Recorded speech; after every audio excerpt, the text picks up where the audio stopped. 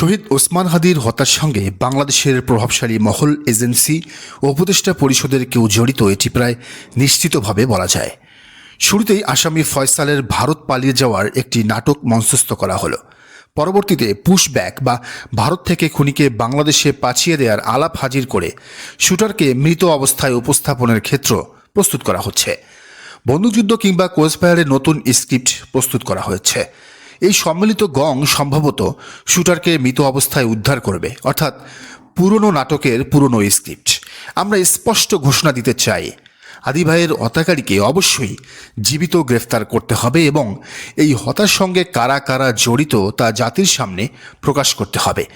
রাষ্ট্রের মৌলিক জায়গায় ফেসিবাদের দোসর ও ভারতীয় আধিপত্যবাদের দালালকে রেখে নতুন বাংলাদেশ বিনির্মাণ করা সম্ভব নয়। সবার মুখোশ উন্মোচন হওয়া জরুরি। কথাগুলো ডাকসু নেতা রায়হান উদ্দিনের। এখান থেকেই বোঝা যায় ওসমান হাদির খুনের রহস্য দিন দিন জটিল থেকে জটিলতর হচ্ছে। এখানে আওয়ামী লীগ জড়িত এটা নিশ্চিত, কিন্তু দেশের ভেতরেও এমন কিছু শক্তিও জড়িয়ে আছে যাদের মুখোশ উন্মোচন হলে গোটা দেশে একটা ঝাঁকুনির সৃষ্টি হবে। এখন দেখতে হবে বাংলাদেশে বসে কারা আওয়ামী লীগের সাথে হত্যা পরিকল্পনায় সহযোগিতা করেছে। এটা সার্বভৌমত্বের প্রশ্ন। আওয়ামী লীগ প্রকাশ্য শত্রু, কিন্তু ঘাপটি মেরে থাকা অপ্রকাশ্য শত্রুদের আইডেন্টিফাই করা দরকার এবং এটা জরুরিও বটে। ওসমান হাদির হত্যাকাণ্ডে বড় মাগুর মাছের হাত রয়েছে, এটা অস্বীকার করার কোনো উপায় নেই। নিউজ মিডিয়া মারফত খবর, খুনির সংশ্লিষ্ট অ্যাকাউন্টে 127 কোটি টাকার লেনদেন হয়েছে। ভাবতে পারেন, 2-4 কোটি নয়, 127 কোটি টাকা। তো এত টাকা লেনদেন করার ক্ষমতা কার আছে বর্তমান বাংলাদেশে? এই বিগ ফিশটা কে? এই মাগুর মাছটা কে? এখন এই মাগুর মাছটাকে বাঁচাতেই কি প্রশাসন উঠে পড়ে লেগেছে? শোনা যাচ্ছে থলের বেড়াল বের হওয়ার ভয়ে নাকি বন্দুকযুদ্ধের নাটক সাজিয়ে সবাইকে ধোঁকা দেওয়া হবে। যদি তাই হয়, হাদির খুনিকে যদি ক্রসফায়ার দেওয়া হয়, তাহলে আমেরিকার উচিত বাংলাদেশের উপর নিষেধাজ্ঞা দিয়ে দেওয়া। খুনিকে জীবিত উদ্ধার করতেই হবে। ওসমান হাদিকে মারার জন্য 127 কোটি টাকার লেনদেন হয়েছে। এটা মুখের কথা না। এইখানে মহা ক্ষমতাধর কোনো ব্যক্তি অবশ্যই আছে। সবাই তার নামটা জানতে চায়। আমেরিকা, তুরস্ক, পাকিস্তান এই 2 দিনে একটা মেসেজ দিয়ে দিয়েছে। ওসমান হাদির শাহাদতের পর সবার আগে বাংলাদেশে আমেরিকান এম্বাসি তাদের ফেসবুকে ক্লিন এবং সিম্পল ভাষায় হাদির মৃত্যুতে শোক প্রকাশ করে। কোনো রেটরিক, কোনো ডিস্ট্রাকশন নাই। হাদিকে তারা অভিহিত করেছে বাংলাদেশের তরুণ নেতা হিসেবে, ইউথ লিডার হিসাবে। এর 2.5 ঘন্টা পর ইউরোপিয়ান ইউনিয়ন ইন বাংলাদেশ তাদের ফেসবুক পেজে আরও সিম্পল ভাষায় হাদির মৃত্যুতে গভীর দুঃখ প্রকাশ করে। তার 2 ঘন্টা পর নেদারল্যান্ডস এম্বাসি হাদির পরিবার ও প্রিয়জনদের উদ্দেশ্যে সান্ত্বনা প্রকাশ করে। ইন্টারেস্টিং ঘটনা হলো, এর প্রায় 1 ঘন্টা পর জুলাই বিপ্লবে আওয়ামী লীগের পক্ষে থাকা ফ্রান্স এম্বাসিও হাদির মৃত্যুতে শোক প্রকাশ করে। আনুষ্ঠানিকভাবে সবচেয়ে বেশি অন্তরঙ্গতা দেখিয়েছে জার্মান এম্বাসি। তারা হাদির মৃত্যুতে জাতীয় শোক দিবস উপলক্ষে তাদের পতাকা অর্ধনমিত রাখার ছবি প্রকাশ করে। বাংলাদেশ এবং তার জনগণের সাথে একাত্মতা প্রকাশ করার কথা বলেছে। গতকাল মেক্সিকান এম্বাসি হাদির ছবি দিয়ে একেবারে বাঙালি সুলভ দীর্ঘ শোক প্রকাশ করেছে। আমেরিকান এম্বাসি ওসমান হাদির জন্য বিবৃতি দিচ্ছে। তুরস্ক আর পাকিস্তান ওসমান হাদিকে হিরো হিসেবে মিডিয়ায় উপস্থাপন করেছে, পোট্রে করেছে। বিদেশি মিডিয়াগুলোর কাভারেজ, এম্বাসিগুলোর বিবৃতি, জানা যায় বিদেশি অ্যাম্বাসাডারদের অংশগ্রহণ, সব মিলিয়ে ভারত বাংলাদেশের গোয়েন্দা এজেন্সি স্পষ্ট বার্তা পেয়ে গেছে যে তারা খুনি ফয়সালকে আশ্রয় দিলে সামনে বিপদ আছে। এদিকে জাতিসংঘ এই খুনের তদন্ত চাইছে। বাংলাদেশের লাখ লাখ জনগণ ওসমান হাদির খুনের বদলা নিতে প্রস্তুত আছে। খুনি আর খুনের পেছনের সেই মানুষের মুখোশ খুলতে তাহলে কিসের ভয়? ওসমান হাদির খুনের পর থেকে খুনি ফয়সাল ও তার সহযোগী আলমগীর ভারতে পালিয়েছে এমন কথা শোনা গেলেও গতকাল রাত থেকেই শোনা যাচ্ছে ভিন্ন কথা। বেশিরভাগের ধারণা ফয়সালরা ভারত নয়, আছে বাংলাদেশের ভিতরেই।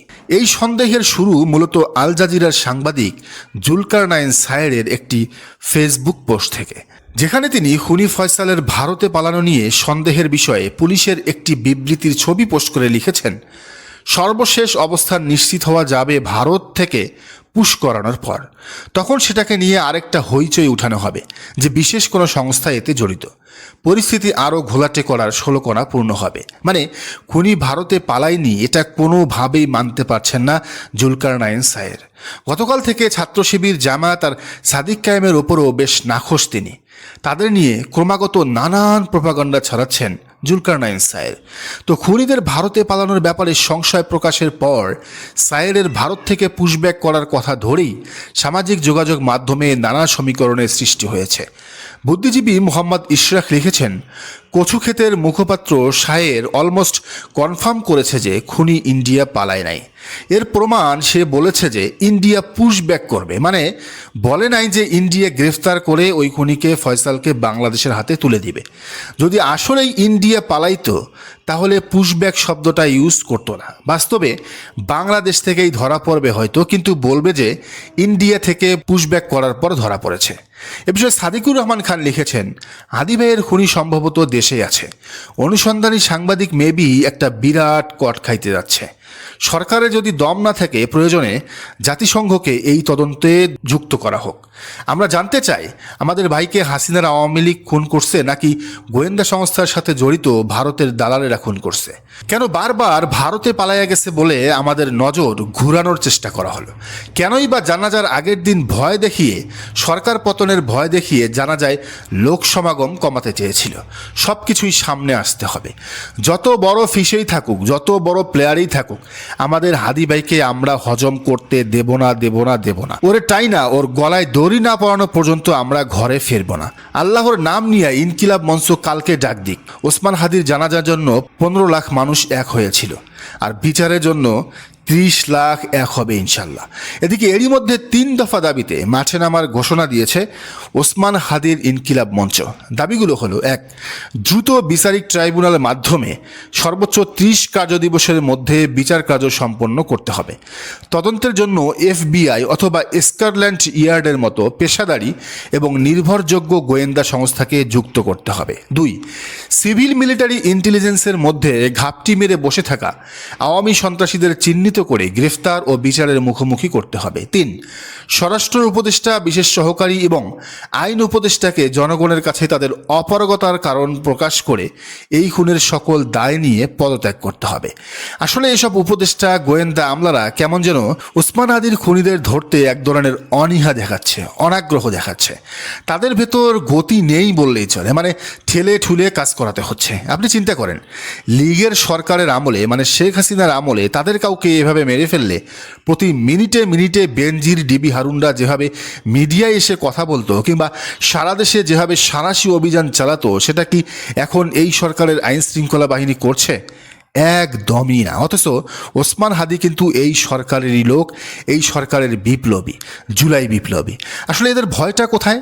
ভারতকে ভয়, রকে ভয়। আরে গত কয়েকদিনে ভারতের পশুরা পাগলের মতো ঘেউ ঘেউ করে যাচ্ছে ওসমান হাদিকে চরমপন্থী মৌলবাদী নেতা বানাতে, কিন্তু পশ্চিমা ঘরানার দেশগুলো সেই চিৎকার প্রত্যাখ্যান করে পুরোপুরি এড়িয়ে গিয়ে এবং সক্রিয়ভাবে সামনে এসে হাদিকে পরিচয় করিয়ে দিচ্ছে খুবই ইতিবাচক ইউথ লিডার বা তরুণ তারুণ্যের নেতা হিসেবে। তার মানে সবার কথা একটাই, ভারতকে ভয় পাওয়ার কিছু নাই। তোমরা তদন্ত করো, খুনি যদি দেশে থাকে বিচার করো, খুনের সাথে জড়িত রাঘব বোয়ালদের মুখোশ খুলে দাও, আর যদি ভারতে থাকে তাও বের করো। ভারত থেকে নিয়ে আসার দায়িত্ব আমাদের।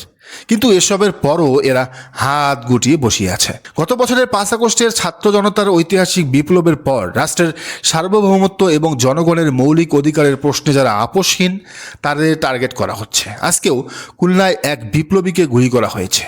ভারতের একপক্ষীয় নীতি ও আধিপত্যবাদের বিরুদ্ধে যারা রাজপথ এবং কলমে সোচ্চার, তাদের স্তব্ধ করার এক সুদূর প্রসারী নীল নকশা বাস্তবায়নের কিছু গুরুতর ইঙ্গিত দিচ্ছে গোয়েন্দা সংস্থাগুলো। এখন সরকার ওসমান হাদির ঘটনার পর জুলাই আন্দোলনে অংশগ্রহণকারী সম্মুখ সারির কয়েকজনকে গানম্যান দিয়েছে। এই তালিকায় রয়েছেন অন্তর্বর্তীকালীন সরকারের সাবেক উপদেষ্টা ও জাতীয় নাগরিক পার্টির এনসিপির আহ্বায়ক নাহিদ ইসলাম, এনসিপির দক্ষিণাঞ্চলের মুখ্য সমন্বয়ক হাসনাত আবদুল্লাহ, সিনিয়র সদস্য সচিব তাসনিম জারা এবং আরেক সংগঠক সার্জিস আলম। কথা হলো, ঘাতকেরা যদি দেশের ভেতরেই কেউ হয় তাহলে আদৌ এইসব গানম্যান টানম্যান বন্দুক দিয়ে শহীদ হওয়া ঠেকানো যাবে? যাবে না, কিচ্ছু লাগবে না, শুধু ওসমান হাদির খুনি চক্রটাকে ধরেন, এরপর দেখবেন নতুন করে কাউকে শহীদ করার চিন্তা আর কেউ করবে না। দর্শক, আপনি কি মনে করেন জানান কমেন্টের ঘরে। আর এই চ্যানেলে নতুন হলে অবশ্যই সাবস্ক্রাইব করুন এবং বেল আইকনটি বাজিয়ে রাখুন।